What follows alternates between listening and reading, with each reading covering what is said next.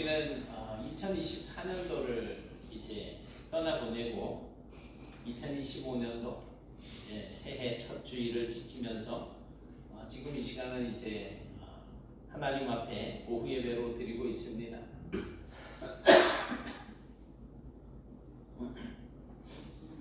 이 사람들은 이렇게 새해를 시작할 때마다 어떤 자기만의 소망, 꿈을 가지고 그렇게 새해를 살고자 하는 계획을 가지게 됩니다. 그래서 사업을 하시는 분들은 빨리 경제가 회복이 되었으면 좋겠다는 소망을 가질 수 있을 것이고, 또 전쟁과 테러의 그 공포 속에 살아가는 분들은 하루빨리 이 전쟁이 끝나고 평화로운 세상이 되었으면 좋겠다라고 하는 소망을 가지게 될 것입니다. 또한 질병으로 고생하시는 분들은 몸이 건강하게 되었으면 좋겠다는 간절한 바람이 있을 것이고, 또 직장을 구하는 사람들은 어디서든지 일을 할 수 있는 그런 기회를 얻게 되기를 소원을 할 것입니다. 요즘 자녀들이 이제 결혼을 잘 하지 않아서 정말 손주를 안고 싶어도 안지 못하는 그런 분들이 점점 많아지고 있습니다. 하지만 또 인생의 배우자를 만나고 싶어도 그 짝을 얻지 못해가지고 이제 또 괴로워하는 그런 분들도 있기도 합니다. 그러니 이런 부분들에 대해서 정말 하나님께서 모든 문제들을 해결해 주시기를 바라는 그런 소망을 가질 수도 있겠습니다. 이처럼 사람들은 각기 저마다 자신의 그 나름대로의 꿈을 품고 살아갑니다.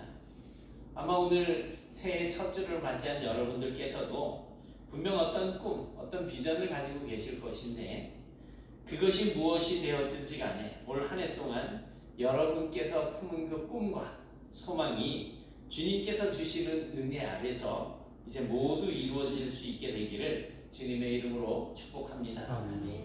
그런데 여러분, 우리에게만 꿈이 있는 것은 아니더라는 거예요. 하나님도 꿈을 꾸십니다.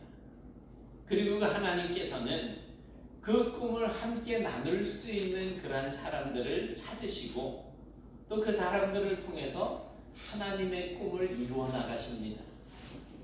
성경에 등장하는 믿음의 조상들은 모두 다 하나님의 꿈과 비전을 품고 살았던 그런 사람들입니다. 비근한 예로 요셉도 꿈을 꾸는데 하나님이 주신 꿈이라고 해서 그 꿈을 붙들고 노예로 팔려가고 감옥에 갇히고 하는 이런 모든 과정들을 다 견딜 수 있지 않았습니까? 아브라함과 모세가, 또 다윗왕과 요시야 왕이 그랬습니다. 예수님의 제자들도 그랬고, 또 사도 바울도 그랬습니다.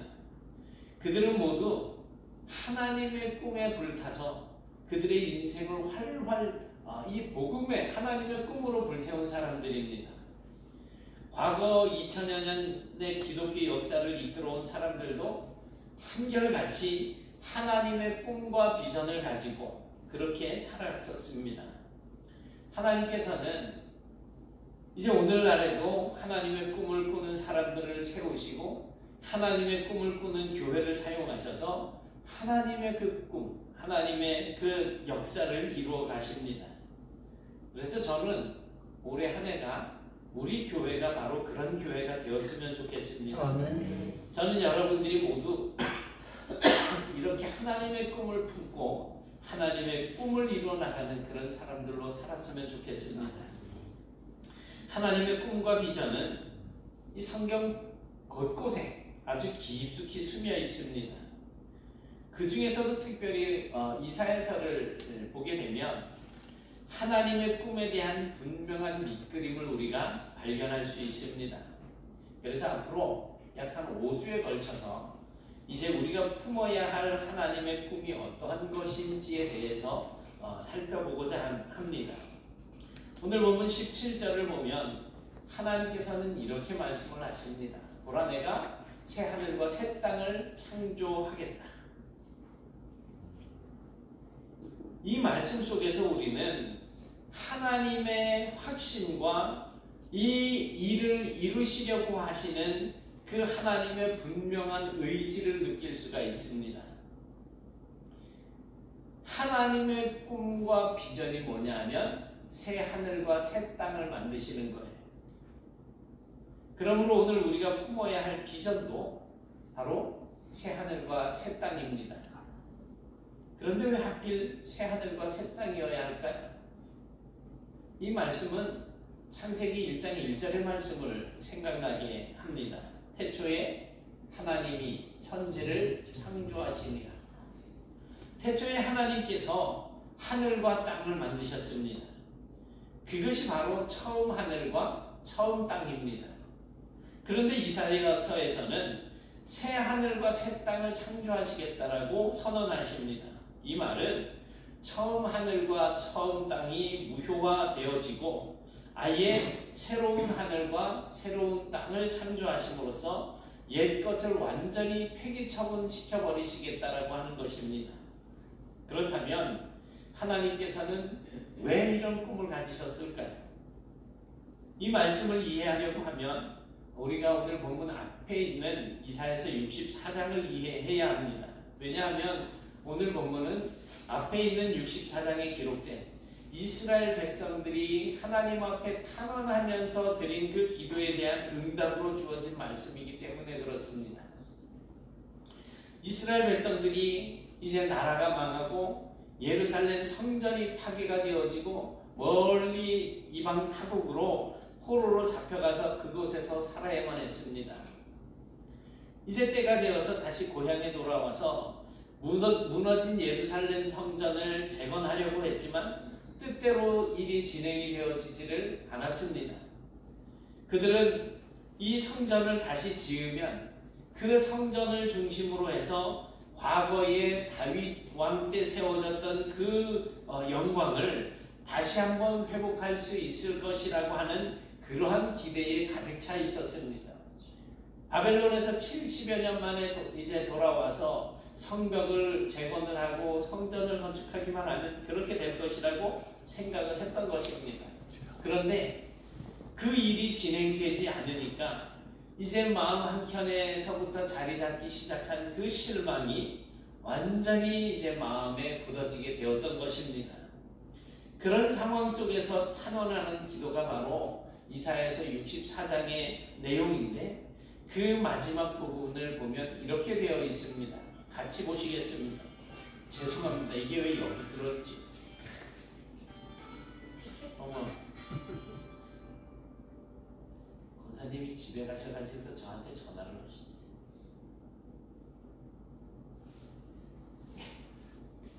맨날 저 1층에 있던 게 왜 하필 오늘은 여기 들어있지? 기타 소리. 같이 보시겠습니다. 시작. 주의 거룩한 성도들이 광야가 되었으며 시온이 광야가 되었으며 예루살렘이 황폐하였나이다. 우리 조상들이 주를 찬송하던 우리의 거룩하고 아름다운 성전이 불에 탔으며 우리가 즐거워하던 곳이 다 황폐하였나이다. 여호와여 일이 이러하거늘 주께서 아직도 가만히 계시려 하시나이까. 주께서 아직도 잠잠하시고 우리에게 심한 괴로움을 받게 하시려나이까.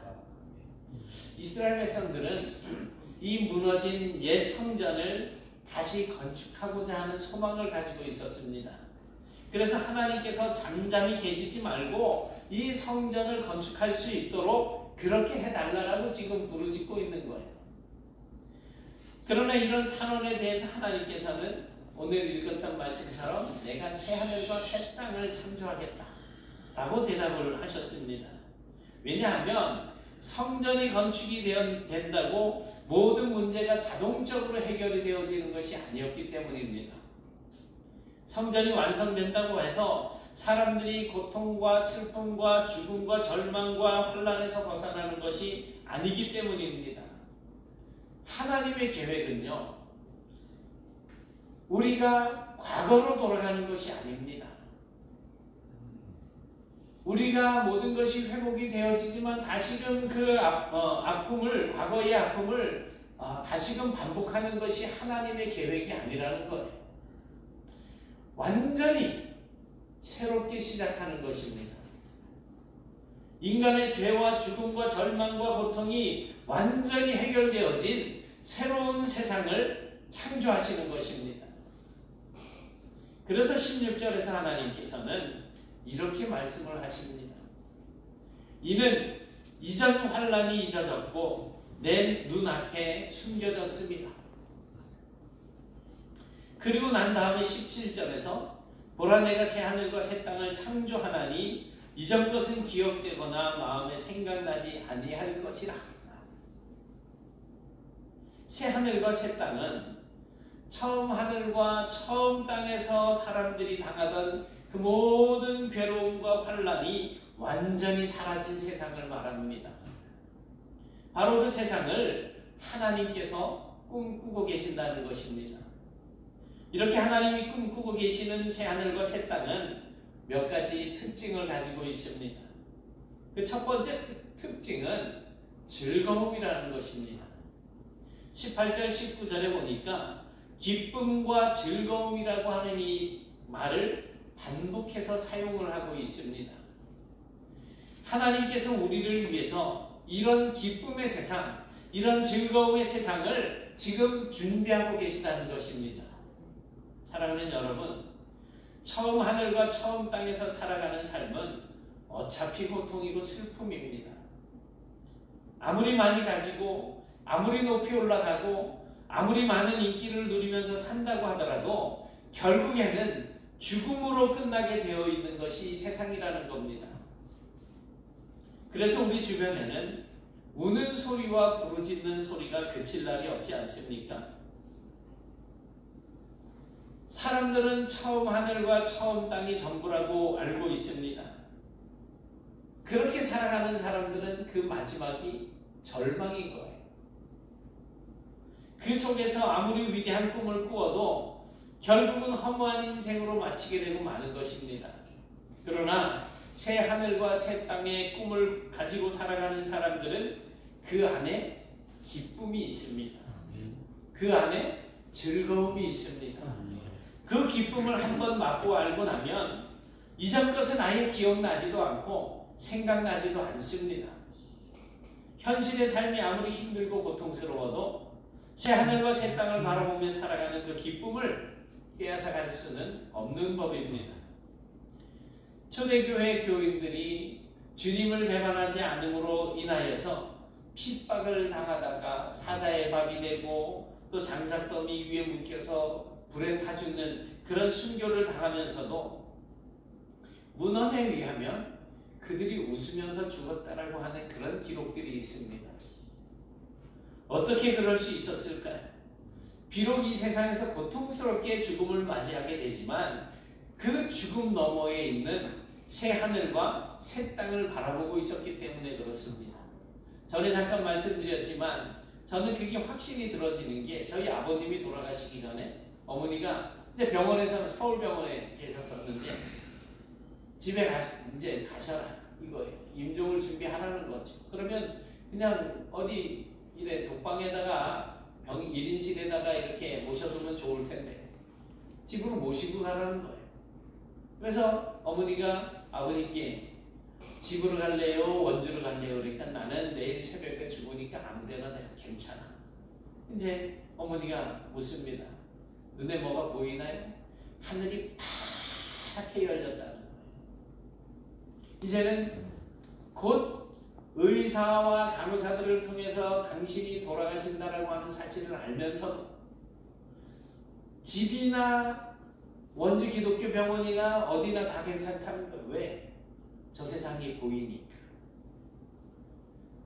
또 전에도 말씀드렸지만 서울의 과해동이라고 하는 농사짓는 동네였는데 그 어느 윤씨 아저씨라는 분은 신학을 공부했는데 반무당과 결혼을 했어요. 그래서 신앙생활을 못하고 나중에는 진짜 자리에 누워만 계시다가 돌아가시기 3일 전에 일어나 앉아가지고 이제 막 그 전도사님들을 불러다가 기도 좀 해달라 그러고 막 한 거예요. 목사님이 그때 이제 부산에 집회차 이제 가 계셨었는데, 근데 이분들이 토요일 주말에 다 이제 자기들 사역이 바쁘고 저는 이제 신학교 입학만 하고 사역지가 있는 것이 아니고 거기 잠깐 봉사를 한 수가 있었는데 이 전도사님들이 다 도망을 가고 저는 차도 없고 어디 갈 수도 없어요.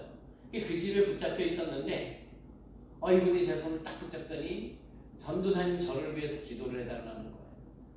빨리 죽게 해달라고. 지금 저 하늘에서 천사들이 이렇게 하늘이 열려있고 천사들이 자기를 향해서 손짓하고 있으니까 자기 빨리 저기를 가고 싶으니까 빨리 기도를 해달라는 거예요. 제가 그런 이야기들을 이래 들으면서 정말 새하늘과 새 땅에 대한 꿈을 가지고 있는 사람들은 장작검이나 사자의 그 큰 입 앞에서도 웃을 수 있겠구나 하는 것이 이제 확신이 되는 겁니다. 우리가 새하늘과 새 땅을 꿈꾸어야지 되는 이유가 바로 이겁니다. 하나님의 꿈이 내 꿈이 되면 하나님께서 우리에게 베풀어 주시는 즐거움과 기쁨이 곧 나의 즐거움과 나의 기쁨이 되는 것입니다. 두 번째 특징은 부요함입니다. 21절을 보면 그들이 가옥을 건축하고 그 안에 살겠고 포도나무를 심고 열매를 먹을 것이며 라고 했습니다. 농사 지어놓으면 적군들이 쳐들어와서 다 뺏어가고 집에 거 다 털어가고 심지어는 집을 빼앗고 자기들이 거기 거주하고 산단 말이죠. 그런 일이 이제 없어질 거라는 얘기잖아요. 23절에 보니까 그들의 수고가 헛되지 않겠고 그들이 생산한 것이 재난을 당하지 아니하리니 그들은 여호와의 복된 자의 자손이요 그들의 후손도 그들과 같을 것이라고 말씀하고 있습니다. 우리말에 재주는 곰이 부리고 돈은 괴놈이 번다는 말이 있잖아요. 수고하는 사람 따로 있고 그 수고의 열매를 챙기는 사람이 따로 있다는 겁니다. 집을 지은 사람이 그 집에 살지 못하고 농사를 지은 사람이 그 열매를 먹지 못한다면 얼마나 억울한 일입니까? 그런데 그게 이 세상 사주라는 거예요. 여러분 평생 땀 흘려서 저축하고 또 아무리 많은 재산을 모았다고 하더라도 죽고 나면 그 재산이 누구의 것이 되겠습니까? 이처럼 수고한 사람에게 그 수고의 열매가 돌아가지 않는 것이 바로 우리가 살고 있는 처음 하늘과 처음 땅에서 일어나고 있는 일이라는 것입니다. 그러나 하나님께서 꿈꾸는 세상은 다르다는 거예요. 새 하늘과 새 땅에서는 수고가 결코 헛되이 돌아가는 법이 없습니다. 수고하고 쌓아두면 그것이 모두 다 내 것입니다. 그러니 처음 하늘과 처음 땅에 물질을 쌓아두려고 애쓰는 노력하지 말고 새 하늘과 새 땅에 물질을 쌓아두려고 애쓰는 삶을 사십시오. 그것이 우리가 이 세상에서 사는 동안 해야지 될 일이고 우리가 하나님 앞에서 부요한 자들이 되어서 살아가는 것입니다. 집을 지으려고 하면 새 하늘과 새 땅에 집을 지으시고 이 땅에 지으려고 하지 마십시오. 그것은 결국 다른 사람의 것이 되고 맙니다. 그렇다고 집 짓지 말고 집 사지 말고 돈 벌려고 애쓰지 말라는 게 아니에요. 믿음으로 부유한 삶을 누리며 살아가야 된다는 겁니다. 하나님의 꿈을 꾸는 사람들은 새 하늘과 새 땅에 보화를 쌓아둡니다. 새 하늘과 새 땅에 투자하고 집을 짓습니다. 하나님의 꿈이 없는 사람들은 그런 우리를 보고 어리석다고 말할 것이고 아깝게 지금 뭐 하는 짓이냐 그렇게 말을 합니다. 실제로 최근에 며칠 전에 어떤 분이 이제 그 헌금에 대해서 이야기가 나왔어요. 11조 감사 헌금, 건축 헌금 이런 이야기를 하면서 그걸 아깝게 왜 교회에다 갖다 바치냐. 믿음이 없는 그런 생각들을 가지고 사는 사람들이죠. 그런데 하나님의 꿈을 꾸는 사람들은 그 일이 즐겁습니다. 여러분, 과연 누가 정말 지혜로운 사람일까요? 그리고 세 번째 특징은 밀접함입니다. 하나님께서는 24절에서 이렇게 말씀을 하십니다. 그들이 부르기 전에 내가 응답하겠다. 그들이 말을 마치기 전에 내가 듣겠다. 이 말씀은 우리가 기도를 마치기 전에 하나님께서 우리의 기도에 응답해 주신다는 겁니다. 하나님과 우리의 관계가 얼마나 밀접한지를 보여주는 한 예 아닙니까? 제가 가끔 뭐 이렇게 저거 하다가 사모님하고 눈이 딱 마주치면 이거 하고 이렇게 제가 찾는 거를 주는 경우가 있어요.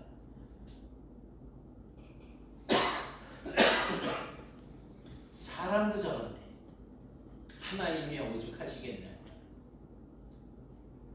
말이 끝나기도 전에 그 말에 응답이 주어진다는 것입니다.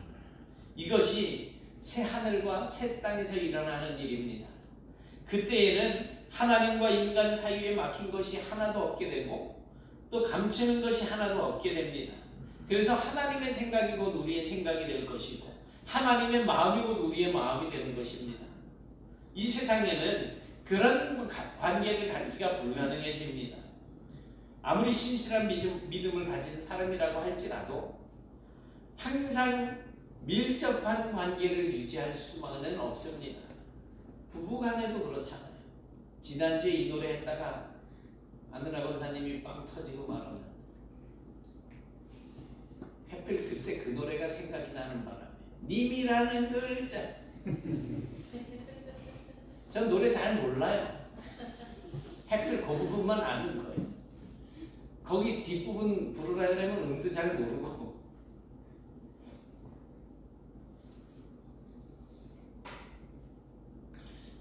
사랑해서 결혼을 해서 같이 살면서도 항상 밀접하게 그렇게 그냥 뭐 다 위해주고 그러면서 살기가 쉽지 않잖아요.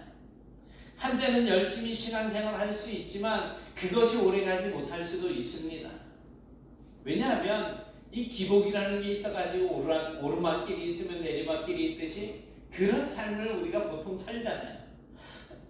왜 그럴까요? 그것은 우리가 육신을 가지고 있기 때문에 그렇습니다.